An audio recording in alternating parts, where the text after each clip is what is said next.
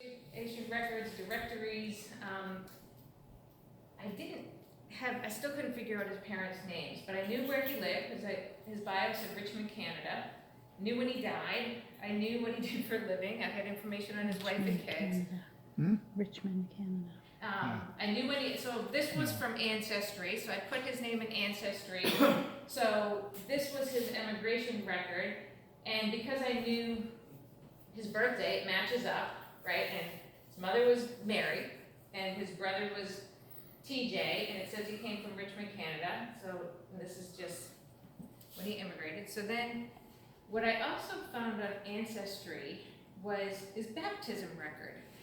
And this is from Richmond, Canada. It's very hard to read, but it has in it, there's his name, it has his birthday, which was November 4th, 1858. I don't know if that's what it says in French, but It does. Pierre, you can tell me if that's right.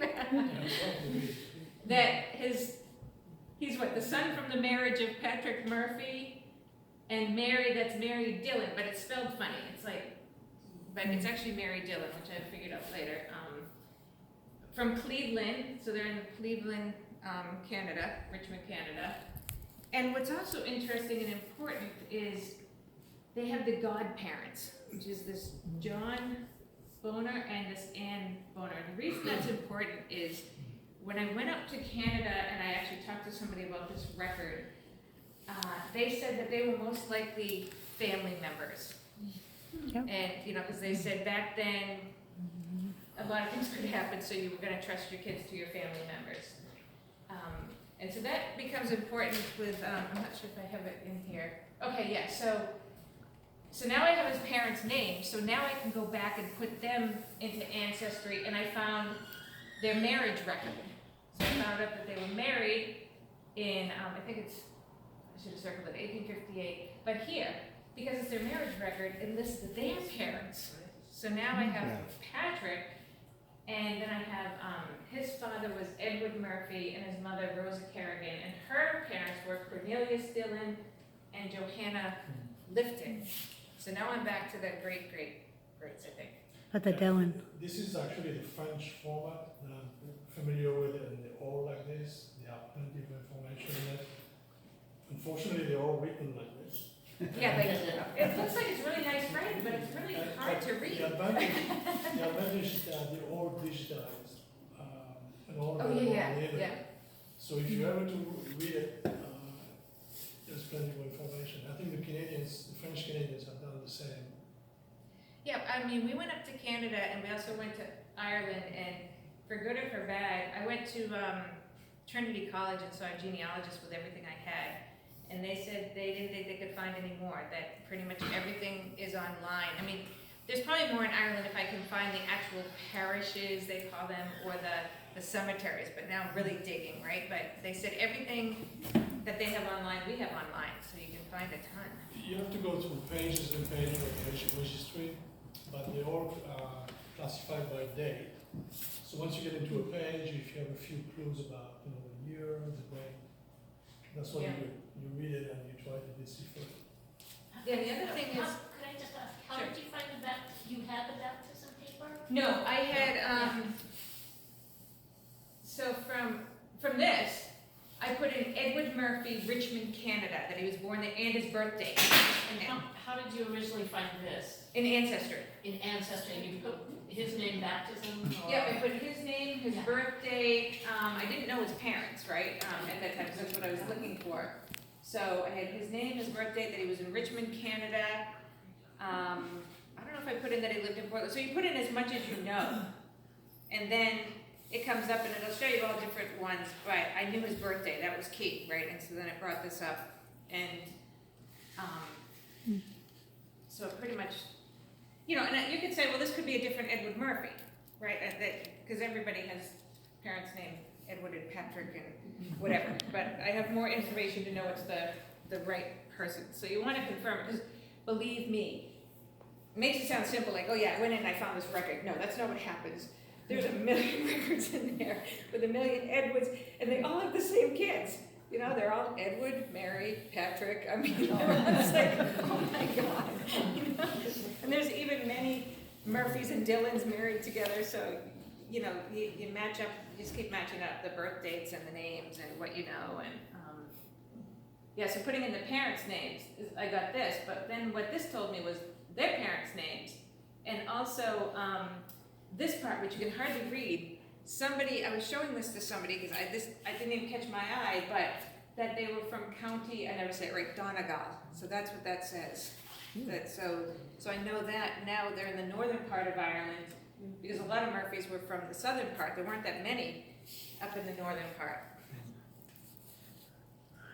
Oh, so then, I don't have the record I found, but again, in the, this is on Find My Past again. I think this was just an ad I found for Find My Past. I might have put it in there.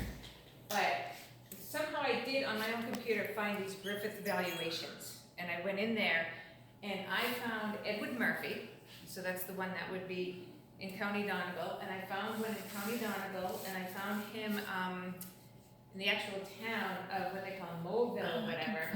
And so this is where the godparents got important, because I searched with both him and all the godparents' names and found them all coming to the same place. Like the Boners were also in Moville, you know, so they all matched up. So I'm pretty sure that this family, I don't know if I'm saying that right, Moville. But anyway, so that is right there. So I found it way up there in the tip of Ireland. So we went up there and it's still pretty remote. It's pretty up there. Oh yeah, no, it was fun. So. Is that a little bay right there? Yeah, so this is Northern Ireland over here, and so we went to the Giant's Causeway, and there's actually a boat that'll take you from that little tip underneath my arrow over there, and we missed it by like 5 minutes. I was like, you kidding me? So then I had to drive all the way down and back again. It took me like 3 hours because I missed the boat. But yeah, so. That's where my relatives are from in Ireland. Oh, really? They're all from Galway up. So maybe you're related. They're all there. Yeah, she should talk to me. Okay, so this was my own cheat sheet, right? So I didn't do it the official way yet, because I was just trying to figure out who came over from where. So what did I know? So I put my grandparents, and so Nickerson and Sawyer, my cousin, my aunt left Maine years ago and went to Utah and became a Mormon. So he did the whole Sawyer, so that was done. And if he couldn't find it, then I'm sure that I can't find it, right? Because they have all their databases. So that helped me with that one. The Nickersons I actually found quite a bit. So when I got stuck, I put it in red. So that means I'm stuck. I can't find those people. So I did get stuck. Especially this Michael Kennedy from Shebig Island. That was making me crazy. But so maybe if any of you guys know anything about Kennedys from Shebig Island. And then, like I said, where did I come from? I put it in yellow as soon as I figured out, like, from a different country. So I got one from Denmark, and then these guys are Ireland. So then I have, in Ancestry, the parents of Emil Hybert from Denmark, and then, so I didn't keep looking real hard once I found it. I haven't traced back to, like, kings and queens, because I was just trying to figure out You won't find what it. it was. Not from Irish, I won't. The English, though, I might. Some of the English ones. But, yeah, so it goes on because a lot of them were here for a long time to go with. So that was just my own cheat sheet. So that's why I would be up at night, and so all of it's not validated. When I would find these, I'll show you the Gini charts or whatever that other people had done, I would be typing them into my sheet and going forever. But if I want to do anything with it, they have to be validated. I'm sure some of it is not totally right, but it's a start. I think it's right for 2 or 3 generations, though. Do you know if you can use the Mormon database for DAR and? Yeah, I was going to say that a lot of the records you get off Ancestry, I think on Family Search, they'll have a little, some of them have a little note of exactly where it came from. And so you reference that, or you actually copy the records, right? So if you can copy, like, death records count, birth records count. Census records. Yes, census records count, so. So who's buried on Great Shebig? Does it Kennedys? Betsy Bennett. Yeah, so I put in these little interesting notes when I find it. So these are my notes. Special notes, way to the right, there's the Mayflower people, there's a couple of those. But those I would have to prove, right? Like, those could be somebody's lore. Red is end of info. Oh, so Indian. So there was some, way back when, right? If you follow the Nickersons, all the way, like 10 generations, it's like, oh, they came into Plymouth and they had some Indian in there. And we had the DNA done and there's no Indian. And so then I went back and I researched what I had in there and it was a made up story. Like I found somewhere that this story is not true. Do you know what I mean? So We had one of those. check it out. But just because it's not in your DNA, it could have been bred out too, right? If it goes that far back, so you have to worry about that. Everybody's genes don't come down the same way.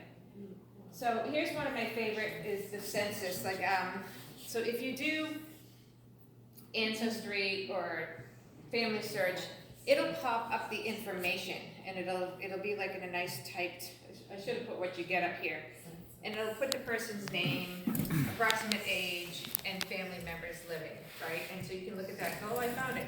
But you want to click on the record and look at the record because it has so much more information than what that first view gives you. So this is just one that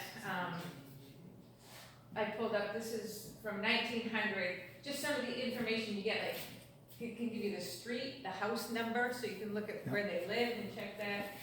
The number of what's that, dwellings or whatever, right? Their name, what they did, where they were born, right? So I knew I found the right family when, and I'll show you one of those, when I had some of them in Canada, born in Canada, some born in Maine, you know, and I knew who their brothers and sisters were. Their education, whether they can read or write, and whether they own their own home, you know, so it's I found this has a lot of really cool stuff. So this is one from 1870, right? So this one was important to me because here it lists Edward, that's E.W., in 18. I know he was born in 1858, so he was 11 then, and Thomas is his brother, and I have a similar record for Thomas up in Canada, his baptism with his godparents, and then Kate, and then Mary, she was born in Maine, and John. And so what you notice here is there's no head of the household, there's no man, he's gone. And I found a death record for Patrick Murphy from the end of 1869. So I think he died in 1869, and he's buried in Calvary Cemetery, but they don't have a good death date on him there. But he's in the census in 1860, but not in 1870. He's gone. And here's John.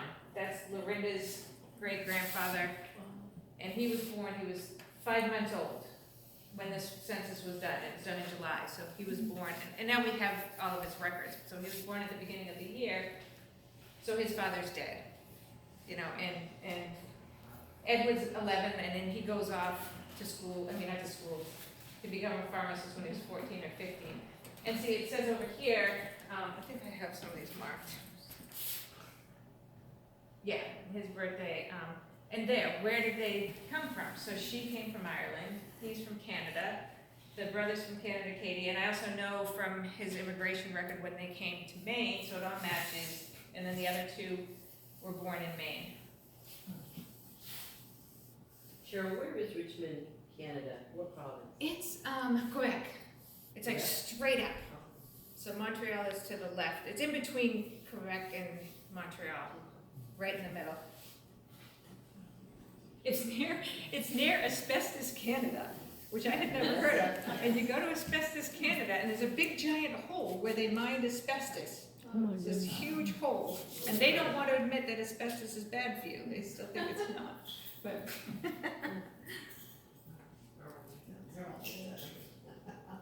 okay, so then I have Mary So this is Mary, his mother, E.W.'s mother, and her death record. So again, widow of Patrick Murphy, tells her how she died. She's from Ireland. that her father was a farmer, that he was Cornelius Dillon, which matches what I saw in their marriage record, and that her mother, so now the mother said Mary Stanley, and I was like, what is this? Because in her marriage record, it was a different name.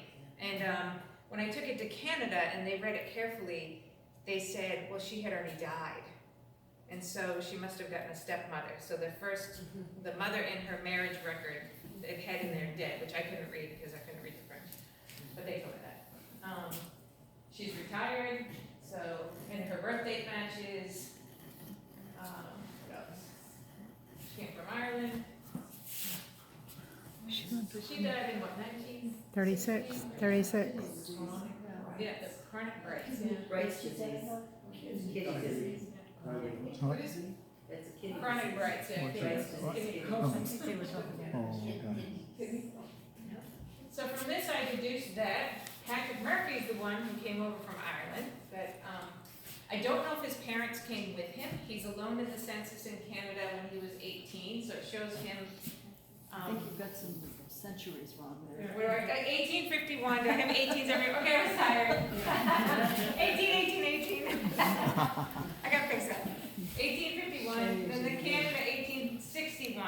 It has a spouse married. It lists some of the children and lists Patrick is 28, Mary is 25. And then Mary has the baby in 1970. He's gone. 1870. Oh my God, I keep doing that. Death record for 1869. All right, let me fix this whole slide. 18.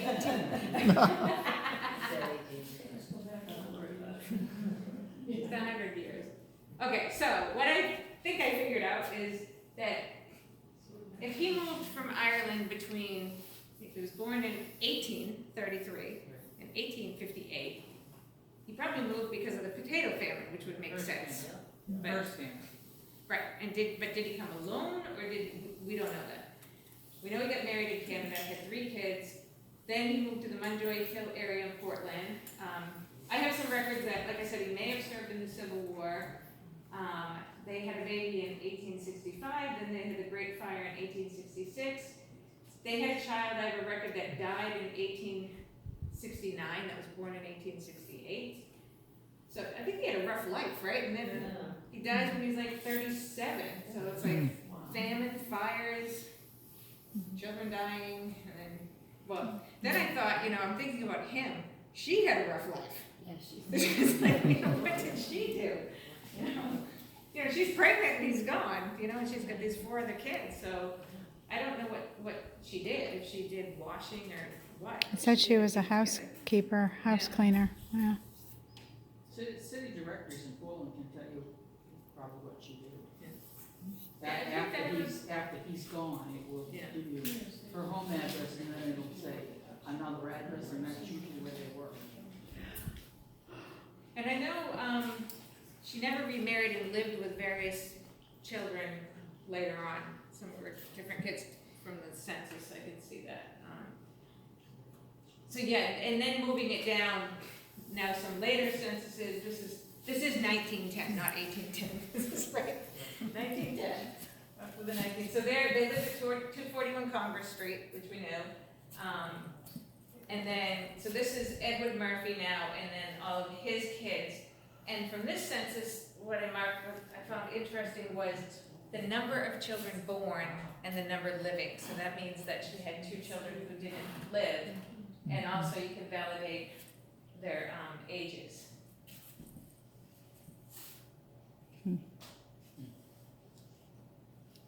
So then, this one's interesting because Lorinda, when we would talk about her great-grandfather, always thought her great-grandfather was Thomas J. Everybody thought, and Thomas J. was one of the partners in the drugstore with EW. And so here's the census, and there's other information too, showing that John P., he has a wife Dorothea, and Ann E., that's Lorinda's grandmother, Anna Casso. So that's Anna, and it matches her birthday, it matches everything. And there's other stuff for all of them that confirms it. And this is on the other side of the page, shows that he was a druggist assistant. And they can all read and write. So, and one of the censuses, the one I was talking about, Mary, whose husband died, Patrick died, in some of the census records, it has she can't read and she can't write. So we knew that she couldn't read and write. She remembers Anna. Yeah. Oh, yeah, Yeah. yeah. Right there. And then, just to confuse things, EW named his son John, you know, because we think he favored his younger brother, so he named his son John, who married a woman named Dorothy.